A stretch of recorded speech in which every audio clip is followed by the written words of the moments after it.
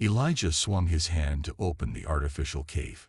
Now, before them lay a sea of ice that stretched as far as the eye could see. Arthur asked them to wait.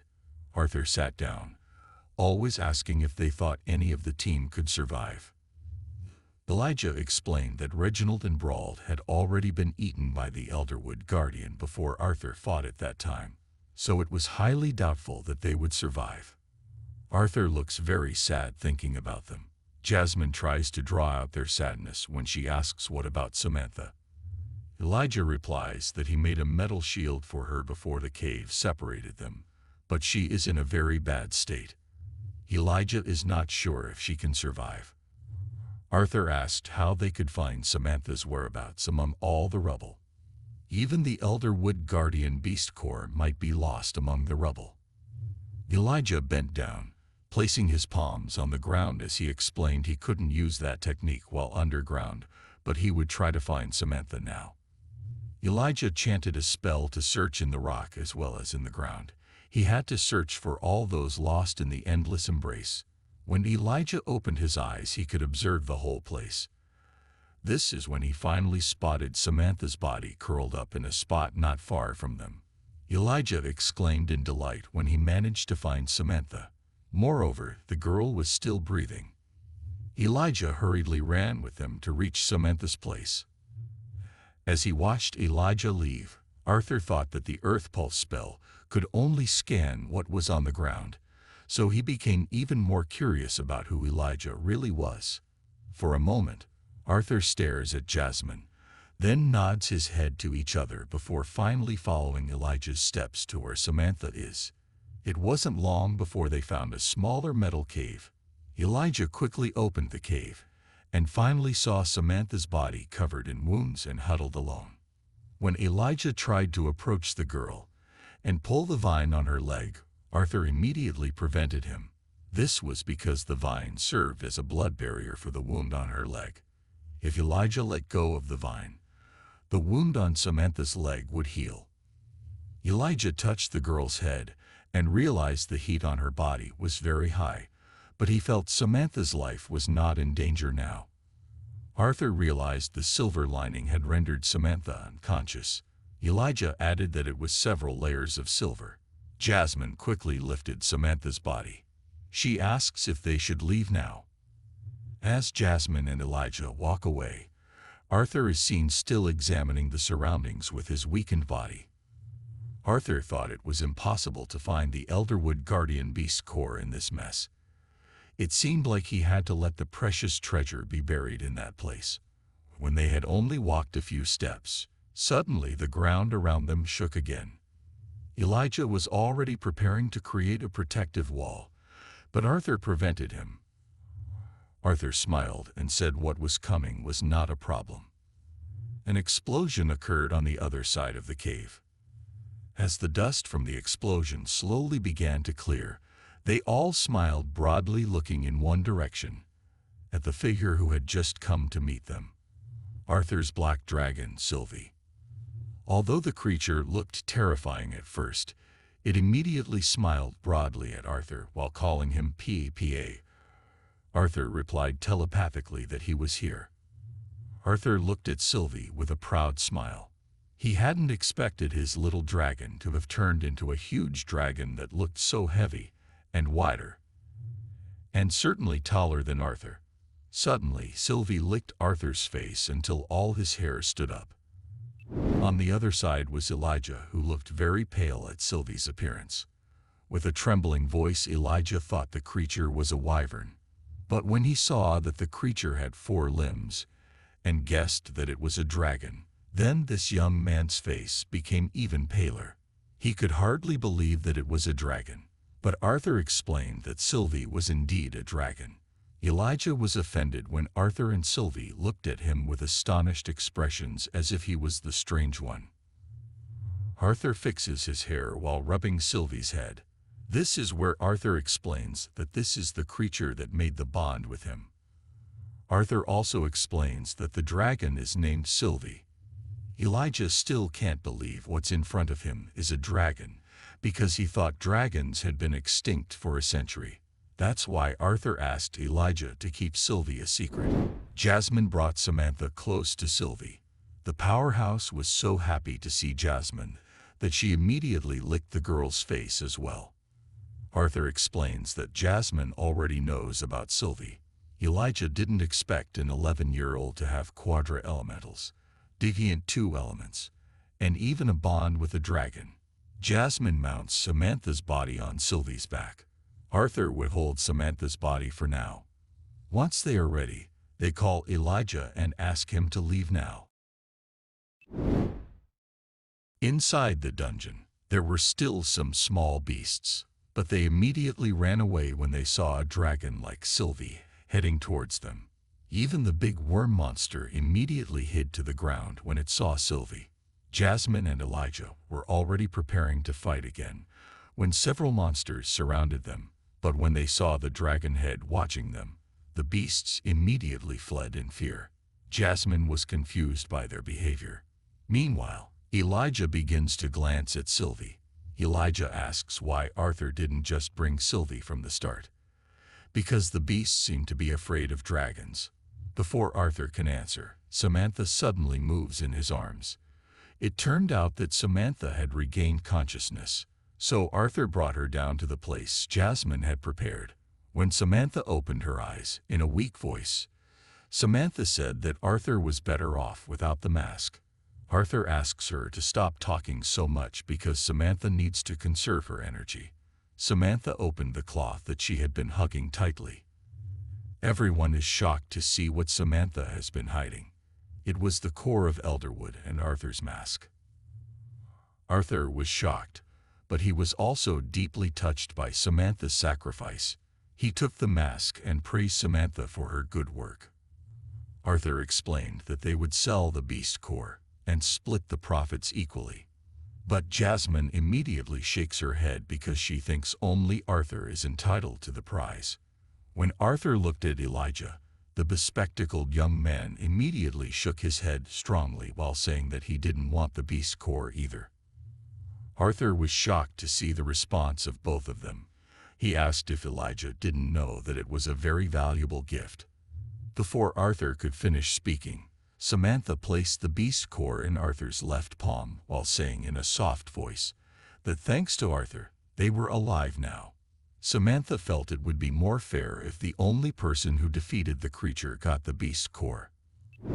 Arthur looked at the beast core, then he looked at the faces of Jasmine and Elijah in turn. They all smiled, as if signaling Arthur to accept the beast core. Finally, Arthur sighed and thanked them for their willingness to give him the beast core. Afterward, Arthur checked Samantha's pulse. Then he asked Jasmine and Elijah to go to the guild and seek help. Arthur would stay behind to look after Samantha. Before they left, Elijah took out their supplies, just in case Arthur had to do something.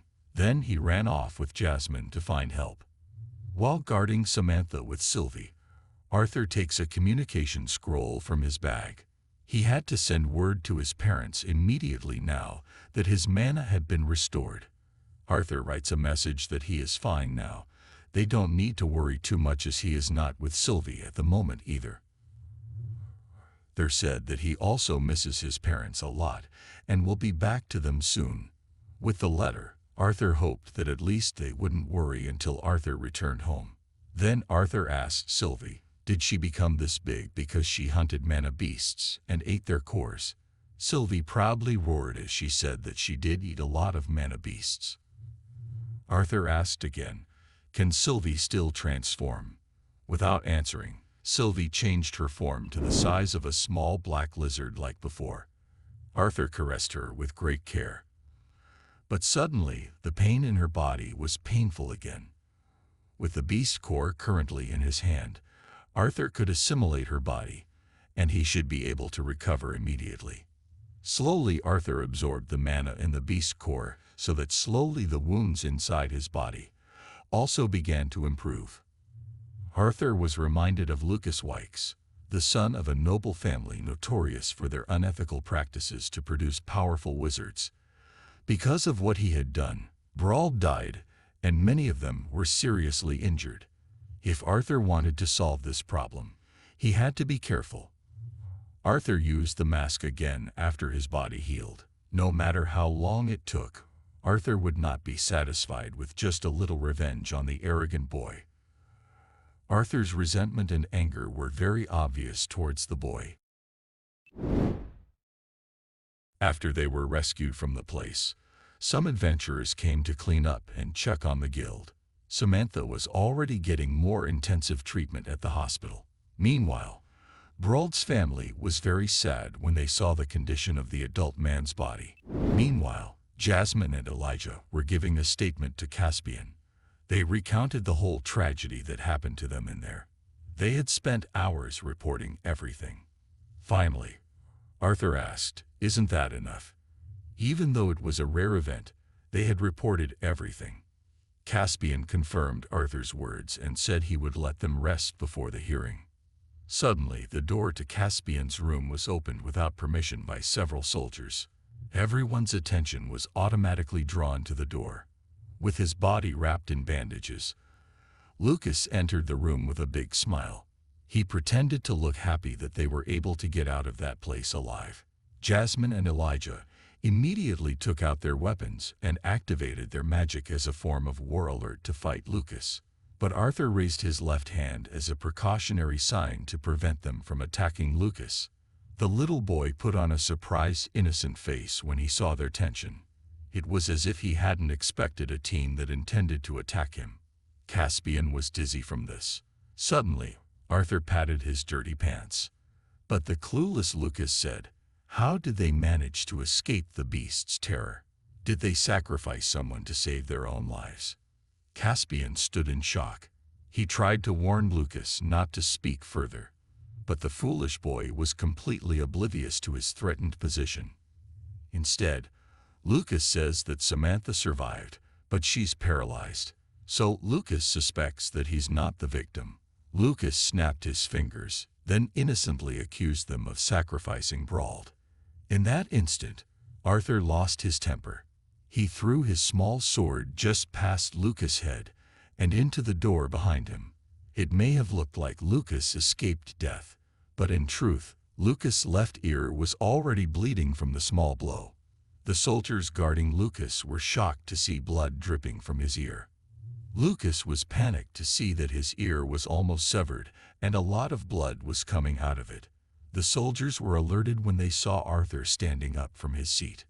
They warned him to keep his distance from Lucas, but Arthur was undeterred. He continued to advance forward while staring at the four soldiers with a very sharp, killing aura. Even the soldiers thought, "What's with the sudden change in atmosphere?" Their bodies began to grow heavy, as if they were standing in front of a very formidable opponent. As the distance between Arthur and them grew closer, Lucas shouted to wake them up and get them moving, because he paid them not to stand still. Lucas loudly ordered them to attack Arthur. 4 adult men, with their bodies protected by mana, advanced on Arthur, but the boy looked very relaxed. Arthur managed to knock out the first soldier by simply hitting him on the back with the scabbard. When the second warrior tried to attack by swinging the sword quite fast, Arthur managed to dodge, and then knocked the warrior down with just a small movement. Finally, 3 warriors were passed very quickly. Just before Arthur's hand touched Lucas, Caspian warned him, if Note did anything to Lucas before the trial, then he would get into big trouble. As a result, Arthur's movements changed. He just took his sword that was stuck behind Lucas' body. In a calm voice, Arthur explained that the sword slipped and he only intended to take the sword.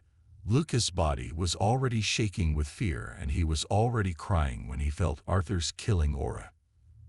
As their eyes met, Caspian realized something and immediately asked his female assistant to escort Lucas and the men away to get medical treatment for their wounds. As they were leaving, Arthur also asked Jasmine and Elijah to wait outside.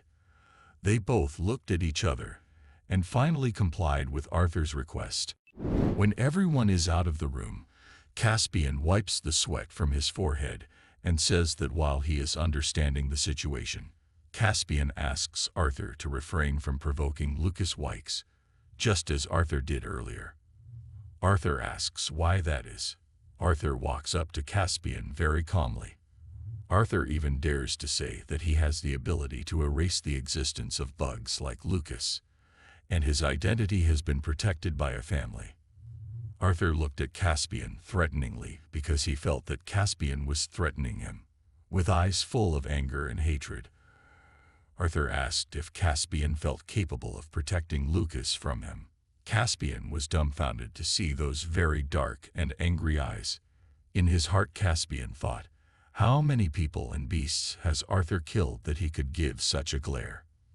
Caspian tried to control himself and explained that he did not mean to threaten Arthur.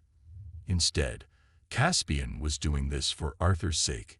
Even if Arthur or Note were able to kill Lucas, the Wykes family would not remain silent even if Arthur's identity was concealed. They would target not only Jasmine, but also anyone affiliated with her, like all Twin Horn members and former members, until Arthur has the power to protect not only himself, but also those he cares about. Caspian advises Arthur not to take any extreme measures against Lucas. Even if Arthur was strong enough to bring Lucas' entire family to the ground, it would all be for naught unless Arthur had the power to kill Lucas' half-brother. Arthur already understood what Caspian was trying to say, so he thanked Caspian for the warning. Arthur walked past Caspian to sit down and brought the man to the main issue he wanted to talk about with Caspian alone. Arthur sat like a king, saying that he knew Caspian was a smart man, so Arthur knew that helping individuals like him would not only be of interest to Caspian, but also to the guild. Caspian smiled at Arthur's attitude. He wondered if this boy was arrogant or overconfident, but Caspian kept a professional smile as he politely said that as long as it was within his capabilities, Caspian could offer any help Arthur wanted. Arthur replied that it was good because he already wanted something. After a while, Arthur finally came out of Caspian's office. Elijah and Jasmine greeted him with worried faces. Elijah was so scared earlier, he thought Arthur was really going to kill Lucas. Arthur simply replied that now was not the right time. Elijah asks again, does that mean Arthur is going to kill Lucas anyway? Arthur tapped Elijah on the shoulder, then said that he was very hungry right now. Sylvie is also waiting for them outside, so she invites them to eat before the trial. They can only comply, but they still look very worried about Arthur, who seems to still have a grudge against Lucas. Everyone was asked to stand up. Arthur and Lucas went up to the small podium in the center of the courtroom to immediately follow the proceedings. In the spacious room, there were only the two of them and several officers from the Adventurers Guild. They were asked to stand up because soon the judges would enter the room. The man with white hair, beard, and mustache looked at the two boys before him. Then he said, after reviewing the report, on behalf of the Adventurers Guild, and the judges present in that place, the main judge decided the conjurer, Lucas Wykes, was officially stripped of his class or rank for sabotaging and endangering his group mates in the exploration of the dungeon. Instead of being sad, Lucas actually smiled a little when he heard the judge's verdict. Then, the judge continued, henceforth, Lucas would be banned from re-enrolling as an adventurer until the guild determined otherwise. Then, the deputy judge tapped his gavel against the table to signify the officialization of the verdict. Lucas' license was then requested by the judge. When Lucas handed over his license, Arthur could only shake his head lightly. He thought the punishment for the boy was too simple. Lucas only got this, whereas a normal person would have been sentenced to prison. Next, the judge would read out the verdict for Arthur. For a moment, the judge thought that this was what a youngster who had overcome Mana Class S's compassion alone looked like.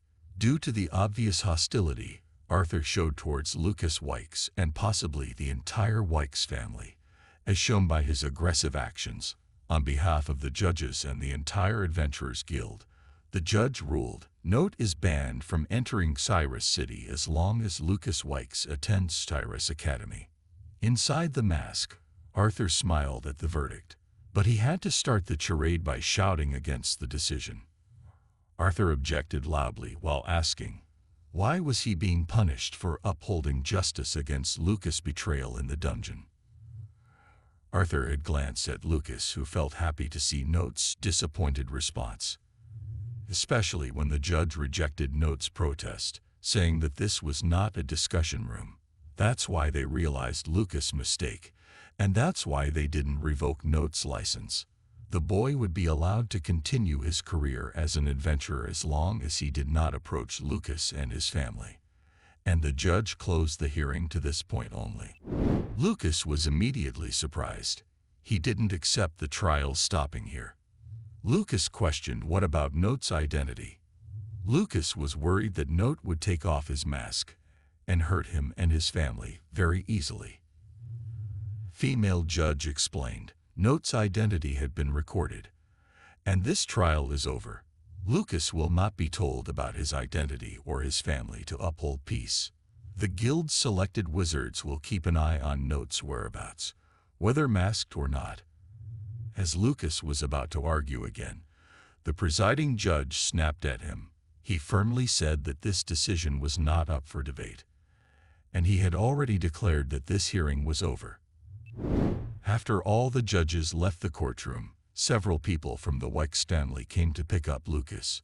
The boy came down from the podium in anger. Just before he left the room, Lucas had warned Arthur by saying, if Note knew what was best for him, then he should always stay at least 5 cities away from him. After hearing such a threat, Arthur calmly said, the empty threat expressed while running away made Lucas look pathetic. Then Arthur glanced at him with a sharp gaze and emphasized the word boy as he looked at Arthur. Arthur's words succeeded in making Lucas even angrier. Then he left the room with all his guards, without saying anything more. A guild member lit up Note politely, then said to follow him, as he would escort Note out of the building.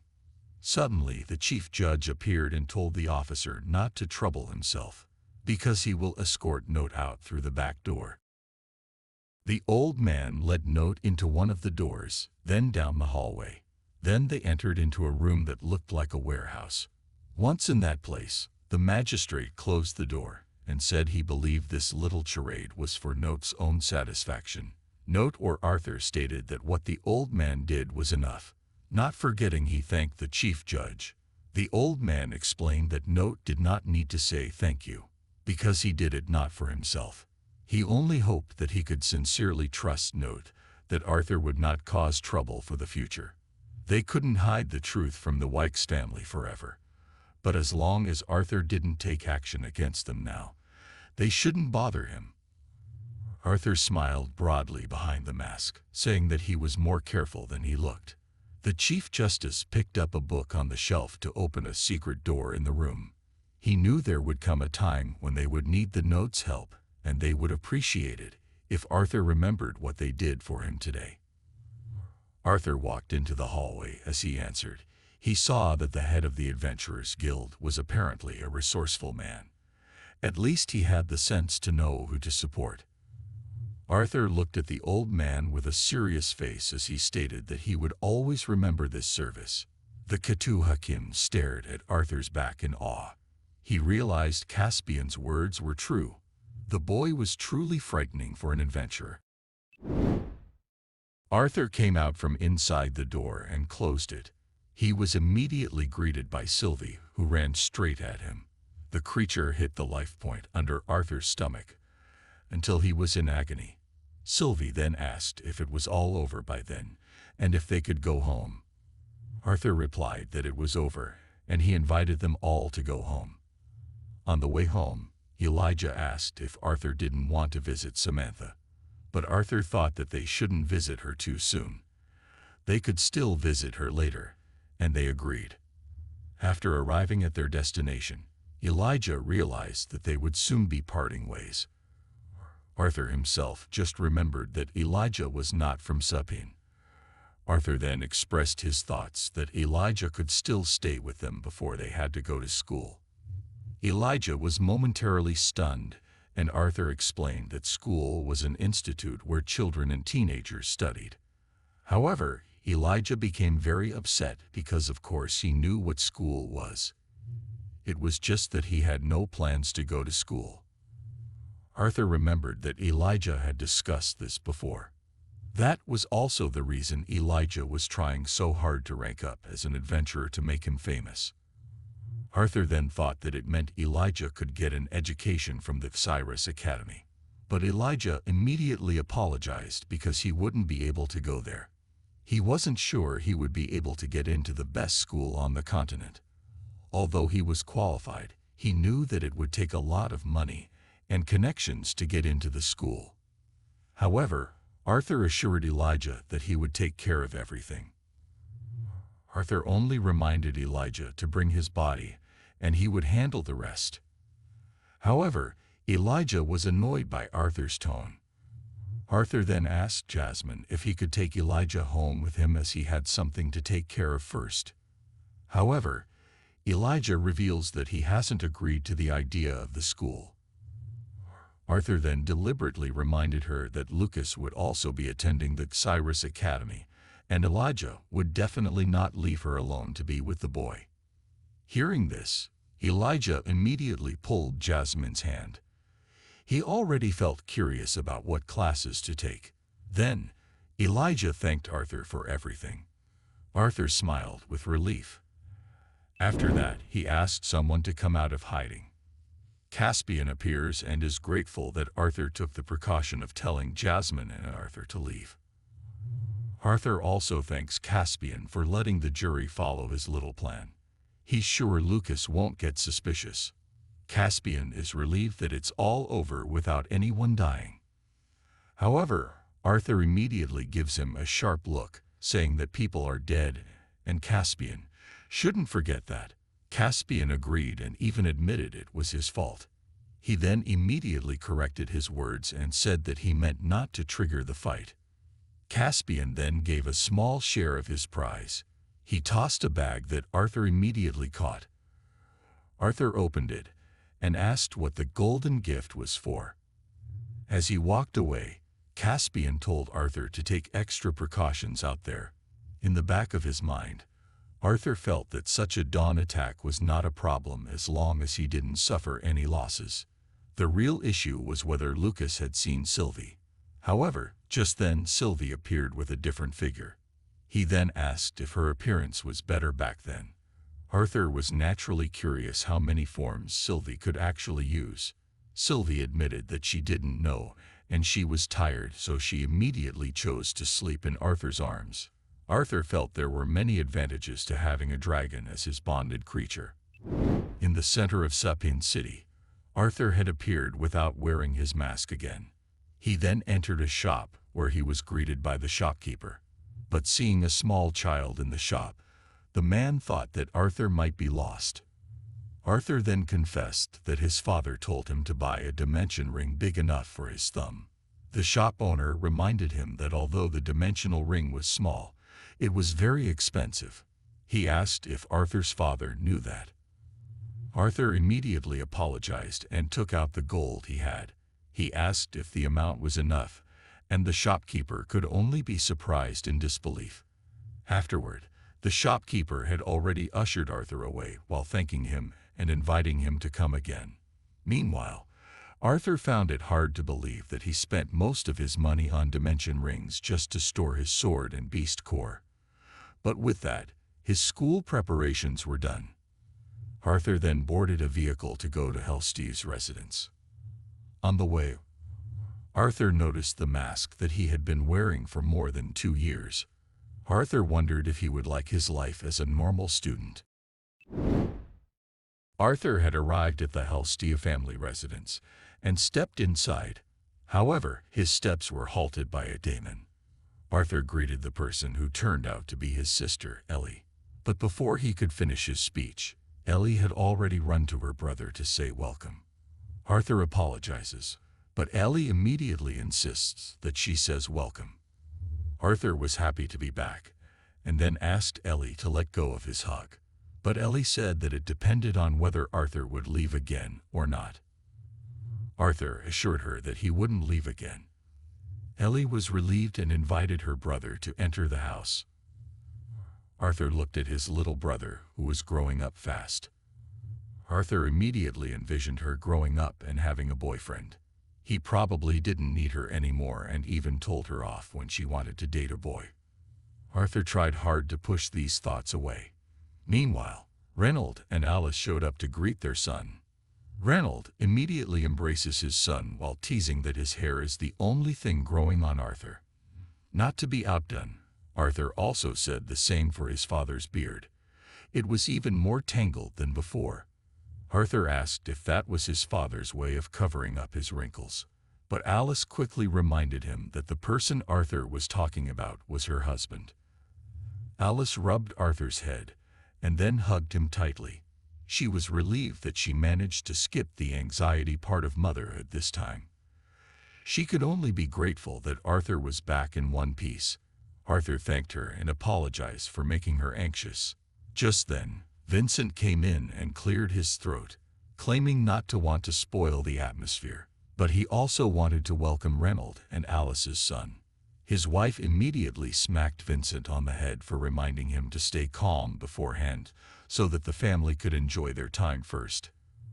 Arthur was seen cuddling warmly with his parents. Afterwards, they gathered in the living room. Alice realized that Arthur was looking for something, and she noticed that there was someone who didn't have a face. Elijah, who was there, immediately said that Jasmine left a letter for Arthur before leaving for another mission with the Twin Horns. Arthur was quite sad that Jasmine had left like that. He then started reading the letter, which asked him to have fun. She also wished him a sincere goodbye, although there were words that had been crossed out there indicating the word love. However, Arthur knew immediately that the letter was indeed from Jasmine. Arthur felt a little disappointed that he couldn't see Jasmine off, but his father assured him that the Twin Horns would be back soon, as they were like boils that could never be removed. Arthur already knew where Jasmine had gone, and now he was looking for someone else. Tabitha immediately suspects that Arthur is looking for Lilia, and quickly reveals that she is not there. Vincent quickly explained that Lilia was at the Cyrus Academy. She had even started school last fall. However, Tabitha quickly grabbed Vincent's hair because she wanted to tell Arthur. Arthur was happy to hear that, and Tabitha said that it was all thanks to Arthur. The Hellstee family will always be in his debt. Vincent immediately confirmed. He never thought that after generations of nothingness, a wizard would finally appear in the Hellstee family. Arthur wasn't sure about the debt of gratitude, but he probably had a request or two in mind while looking at Elijah. After knowing everyone's whereabouts, Reynold then asked Arthur to tell them all about his experience in the dungeon. But seeing her husband so excited, Alice dismissed him as a child. Arthur then wondered where he would start his story. After that, Arthur started telling everyone, until Vincent thought it was a great trip. Meanwhile, there, he could only think about his annual taxes. Tabitha had no idea that Arthur's adventure would involve the Elderwood Gordians. She still couldn't believe that Arthur had fought and even killed a mana beast that her parents used to tell her about to scare her when she was little. As they were still talking about magic and monsters, Arthur became curious about the stage his father was at. Reynold explained that he was still stuck at the end of the dark orange stage since Arthur left. No matter how he meditated or purified his mana, he still couldn't break through. Arthur felt it was perfect and immediately handed something to his father. He admitted that he had used a little to heal himself, but there was still enough mana to help his father break through his stage. Reynold, with trembling hands, admitted that he could not use it. It was something he had earned by risking his life. Reynold wouldn't be able to just take it away from Arthur. Tabitha said that Arthur had brought an incredible gift of an S-class beast core that couldn't even be imagined. But for Arthur, with all the worry that his parents had given him, he even felt that the gift was not worth it. Arthur asked his father to accept it because he needed it if he wanted to pursue it. He said that he couldn't let his father leave him in a pile of dust. Reynold was certainly surprised, and Arthur confirmed that he was already at the light orange stage. Of course, even Vincent and Tabitha were shocked. Reynold finally grabs the beast's core and reminds Arthur not to cry if he can destroy Arthur in their next duel. Arthur immediately agreed, and Alice could only pat his forehead. Elijah was taking a shower at Arthur's house when the door suddenly opened. Arthur came in with a shirt. Elijah was of course very surprised because he was naked. Arthur asked him to relax as he could barely see anything due to the steam. Elijah confirmed Arthur's words and Arthur casually denied it. After that, Arthur took his mask back. He began to think that a lot had happened in those 2 years to Sylvie. The creature confirmed, and even he had become taller than Arthur, and he confirmed. Afterward, Elijah came out of the bathroom and said it was his turn to shower. Arthur said yes, but he still seemed to be busy with his business, which made Elijah ask again what was taking him so long. Arthur then confessed that he had some business with Vincent. He also talked about his plan to sponsor Elijah to get into Cyrus Academy. Hearing this made Elijah very curious and wanted to know the rest. Not yet finished answering Elijah's questions, Arthur deliberately entered the bathroom immediately. Later that night, Elijah was very happy that he would be a student at Cyrus Academy so soon. He then asked Arthur if they would learn many things. Cyrus Academy was considered the best magic school by far. But Arthur reminded him that they were both above the level of first years there, and he could imagine how boring it would be. Elijah confirmed, but there were also many students from various powerful families. The thought of how they could share their knowledge and learn how to control their powers made Elijah impatient. Arthur thought it would be useful if he studied the attributes of lightning and ice further. Lightning magic took up too much mana when used, and he also still had trouble controlling ice magic even with the help of beast will. Later, Elijah asked if Arthur had thought about what he would do to Lucas.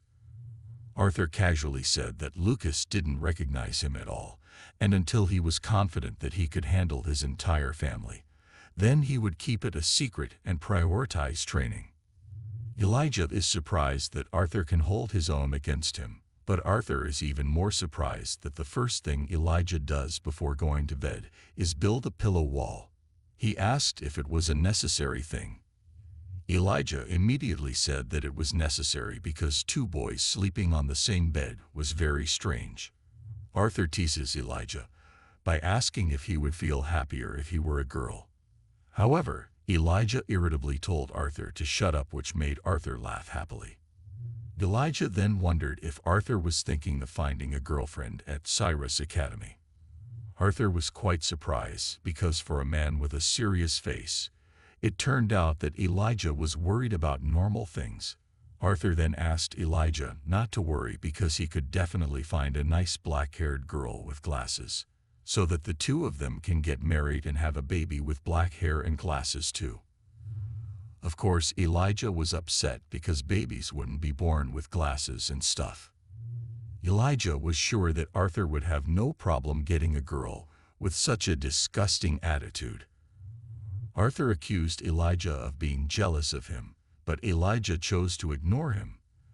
Arthur then asks Elijah not to worry because girls their age do like people like him. He then told Elijah to go to bed. Arthur also said good night. Until the next morning, Arthur was awake, which was immediately greeted by Vincent, who walked towards him. Vincent brought up Arthur talking about an inventor yesterday, so he contacted someone that morning. Vincent referred to the man as Gideon, who was not only a famous researcher, but also one of the great inventors and weapons experts in Sapien. He would be returning to Cyrus in 3 days, so the 2 of them could go there before going with the others to gather in the center of Cyrus City. Arthur seemed happy, but he was curious about what would happen in the city center that day. Vincent was surprised that Arthur had not heard that the royal families of Sapien, Elenware, and Dwarf would be making an important announcement in Eston and that they would be appearing in the city center. Arthur understood and thanked Vincent for arranging the meeting. But Vincent was very curious about what Arthur really needed from him.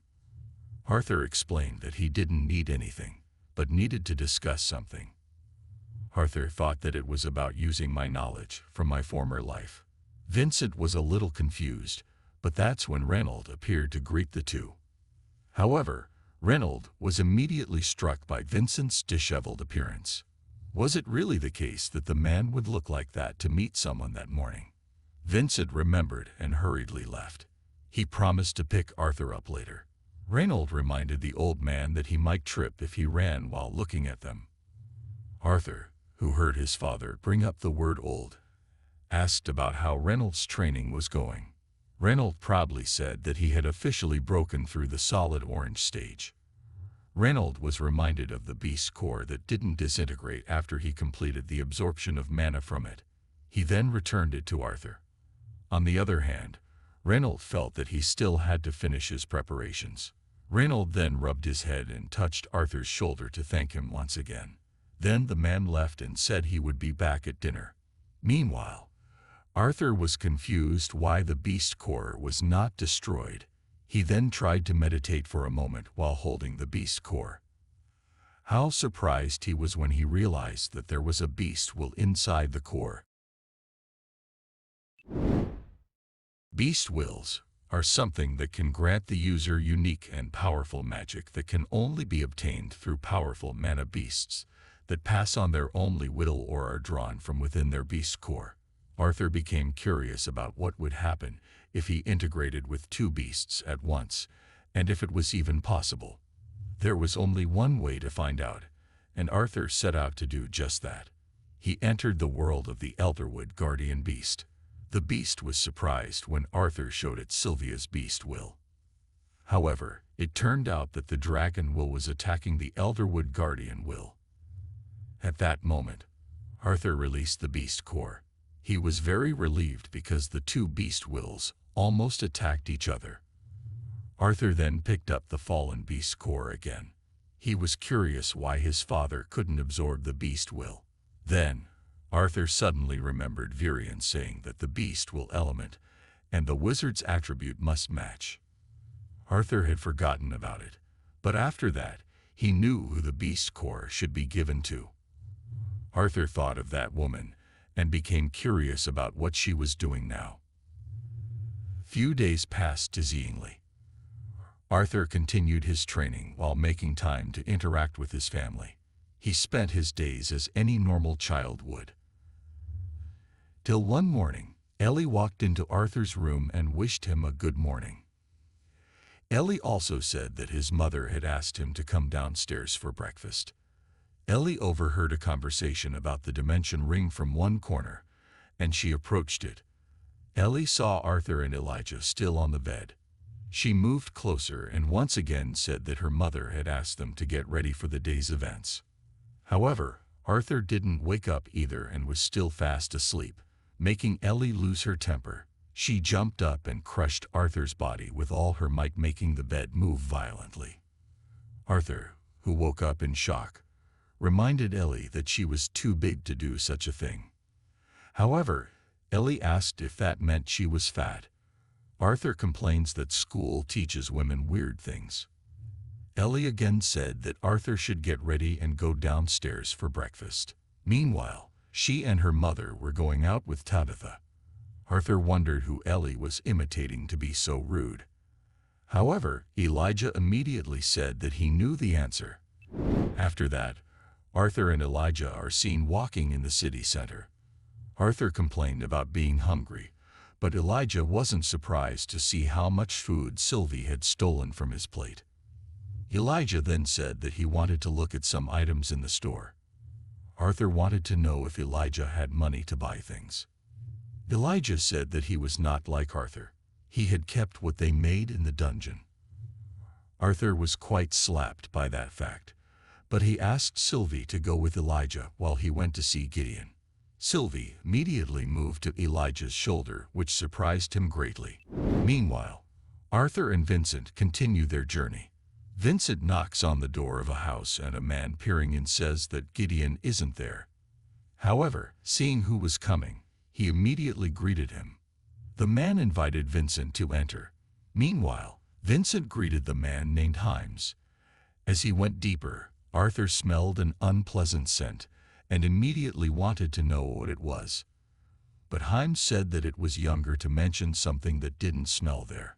They then entered into a very messy room. Arthur even gets hysterical when he sees something moving. A man appeared and immediately got angry at Himes, who had ordered him not to let anyone in.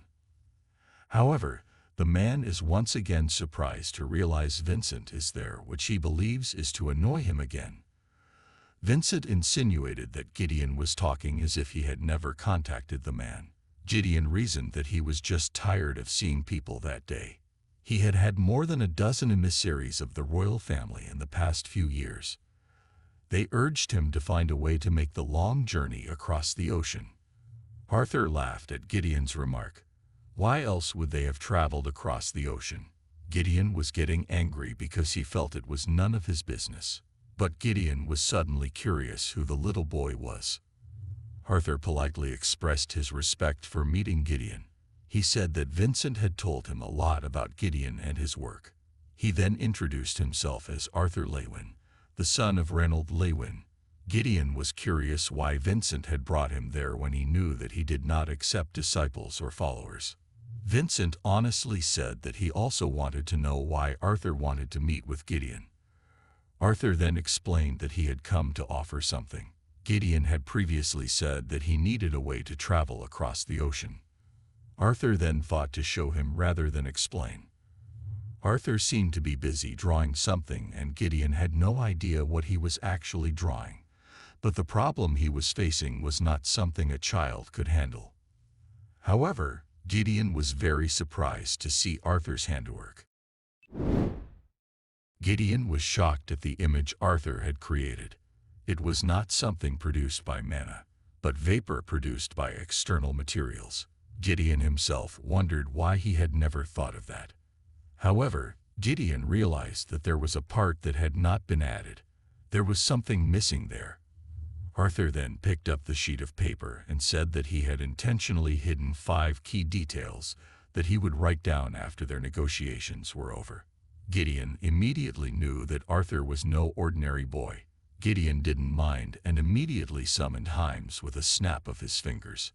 Himes entered with a wooden chest that Gideon was sure would mesmerize Arthur. Gideon asked Arthur to prepare his eyes to see the ironized diamonds that fascinated Vincent. Gideon knew that Arthur was a budding magician and that it was one of the most precious stones on the continent that could be used to store 5 times more mana than normal. Vincent immediately mentioned that he never said that Arthur was a novice mage. Arthur, on the other hand, admitted that it was nice, but of no use to him. Gideon was quite surprised, but it didn't matter to him. He then asked Himes to bring out all the items on the middle shelf of row C.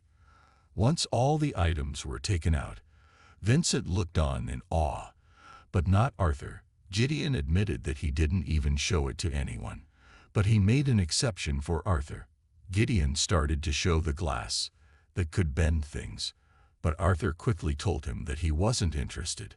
Gideon showed him another item, but Arthur still wasn't interested. This went on, making Vincent himself think that only Arthur could stand up to the famous Gideon. In the end, an annoyed Gideon handed over all the items, though Arthur still wasn't budging. Vincent himself was astonished by what was happening in front of him. Gideon, who felt he had no other choice, finally told Himes to bring him the pendant. Himes was surprised and was about to speak up, but Gideon asked him to bring the pendant. Himes said yes, and after that, she came with 2 small boxes in hand. Gideon explained that he had worked with a designer so the 2 pendants would be suitable for the royal family. Arthur tried to stare at the pendants, and he immediately realized that they were made of phoenix worm. Gideon immediately confirmed it, though a second later he was surprised why Arthur would know that. Vincent asked what a phoenix worm was. Gideon explained that they were an S-class beast race that was almost as rare as dragons. They are better known for their unique ability to survive. Arthur was amazed and very curious about how Gideon could successfully store their abilities into the pendant. Gideon then explained that just as the phoenix ring could protect itself from harm, a protective shell was conjured around the small artifact. That wasn't even the best part. If the user's protective shell was damaged, then the mana stored inside would be used and transport the user to a safe location they knew, just like the phoenix ring did. Arthur then asked how many times one could use the effect of the pendant. Unfortunately, Gideon himself didn't know that for sure. He had already wasted 5 phoenix worm beast cores, one of which was more valuable than the other S-class cores, so by his estimation, the pendant could be used twice. Arthur thought about the pendant that Ellie and Alice might need.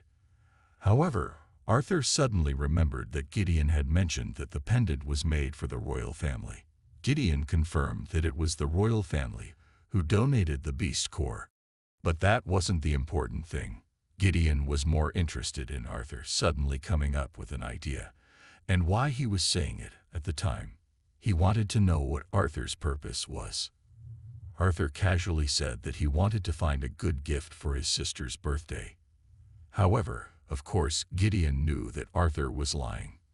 Arthur admitted that besides that, he also didn't plan to reveal anything without knowing exactly what Gideon was looking for a way to cross the ocean for. Gideon felt that it wasn't necessary because he would also find out when the news was announced later. Arthur casually said that he believed an honorable character like Gideon would be more informative than a filtered speech aimed at the masses. Gideon gave in, but he wonders if he tells Arthur what he knows, Arthur will no longer need the pendant. But Arthur insists that he is not that good. Gideon was still negotiating whether Arthur could only take one of the 2 pendants. Arthur smiled meaningfully, and then took out fire magic from his hand, and prepared to burn the paper containing the previous drawing. This frustrated Gideon. Vincent then said that he might not know about what was going on in Arthur's extraordinary brain, but Gideon could trust that Arthur would be able to keep his word. Gideon became increasingly emotional and no longer cared about the royal family. Getting the ship was far more important to him. Gideon began to explain that last year, they had found evidence that showed that there was another continent beyond the Dicathan continent. Arthur was surprised by the facts about the new continent. Vincent himself had no idea that the news was true. Arthur asked if Vincent knew about it. Vincent said that a worker in the royal family talked about it, but he wasn't sure about it and asked him to keep it a secret. Now Gideon confirmed it, and that made everything clear. But Arthur is still curious how they are sure that there is a new continent and if they can find the evidence.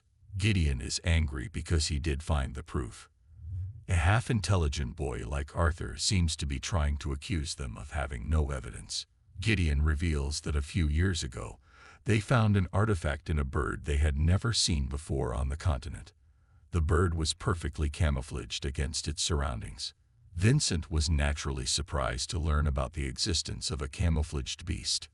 He then wondered how Gideon was able to catch it. The man then said that it was luck.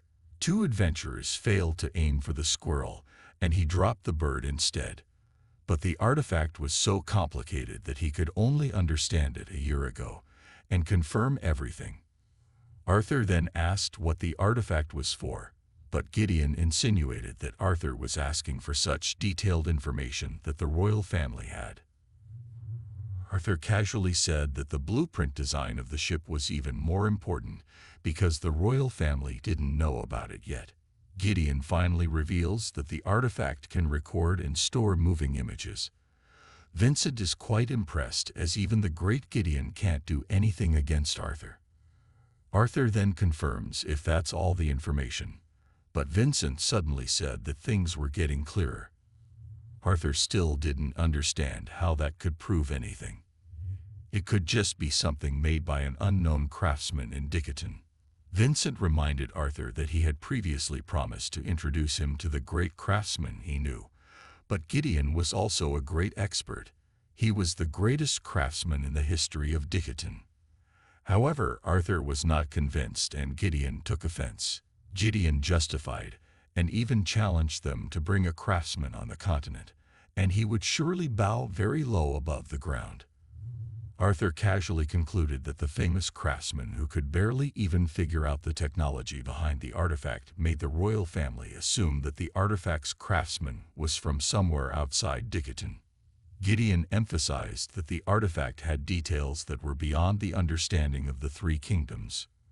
Arthur understood, but it made Gideon angry with his flat response.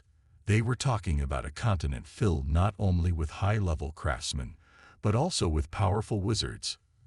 Arthur quickly said that he understood Gideon's point, but there was no point in just imagining the possibilities. With the steam engine he had drawn, they would be able to see if the new continent was really open to them. Afterwards, Vincent and Arthur left Gideon's residence. Vincent admitted that he had never seen the old grumbler so happy before. Arthur wasn't so sure.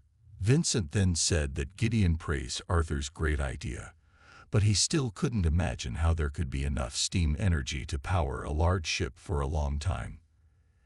In the back of his mind, Arthur felt that the people of the world were so dependent on mana that their non-magical achievements faltered. Vincent also admitted that he was even more surprised that Arthur's parents didn't mind all the things he could do. If Vincent had been his father, he wouldn't have been able to behave this way. Arthur was again lost in thought that it was thanks to his parents that he was able to use relatively harmless technology to obtain something useful for his family. But thinking about the possibility of a continent other than Dicketon, like what Gideon had said, then it was only the beginning. At that moment, Sylvie communicated with Arthur. He said that he and Elijah were heading towards her and Vincent. Sylvie could also see Arthur. On the other hand, Vincent was still talking about Arthur's sister's birthday, which would be next week. Elijah, who saw Arthur, waved goodbye. He admitted that he couldn't wait to hear the announcement that day. He heard from Radius that the three kingdoms would talk about unity. Arthur wondered if the union had anything to do with finding out about the new continent that Gideon had mentioned earlier. Vincent claimed to know what was going to happen, but he wouldn't give away any information. That's when they noticed a crowd that made Elijah curious about what was going on there. Apparently, they saw a child who was being ganged up on by several people. The boy fell to the ground from a kick. He asked for help and said that he hadn't done anything. The man who hit him said that the existence of dwarves in Cyrus Academy was bad enough, and now he even dared to break the rules. The boy said that the boy who was lying down was protecting himself with mana, even though using magic outside the school was strictly prohibited. The boy told the dwarf to remove the mana, but he hesitated. The boy got angrier and told him to remove the mana while preparing to hit him. But Elijah quickly pushed the boy and asked him to stop. Elijah immediately asked the boy if he was okay and if he could stand up. The boy became very angry. Meanwhile, Elijah asked why the boy dared to do such a thing. However, instead of answering, the boy slapped Elijah, knocking his glasses off. He felt that he should ask Elijah the same question. He asked why Elijah dared to interrupt his fun. Vincent found this unacceptable and intended to call the guards. However, Arthur quickly restrained Vincent's hand and prevented him. Vincent must have been confused about what Arthur meant because they couldn't let that happen. Vincent then looked at Elijah. Elijah, on the other hand, thought that if he used magic there, then Arthur and Vincent could get into big trouble. He restrained himself from getting out of control. After that, the previous boy saw the symbol of the Dwarven Kingdom on Elijah's clothes. The other boy confirmed it. The boy thought it was a happy coincidence. He started grabbing Elijah's hair. He greeted Elijah as if he had deliberately joined his half-pig brother there. Of course, Elijah was annoyed that he couldn't win without using mana. Meanwhile, The boy told Elijah to open wide so he could make sure they could share the same room in the hospital. Just then, Arthur shows up. The boy thinks Arthur is another bully. He quickly shooed Arthur away, because otherwise he would have joined Elijah and the other boys. The other brats justified it because they wouldn't mind playing with Arthur either. Arthur thought it was a good thing because he wanted to play too.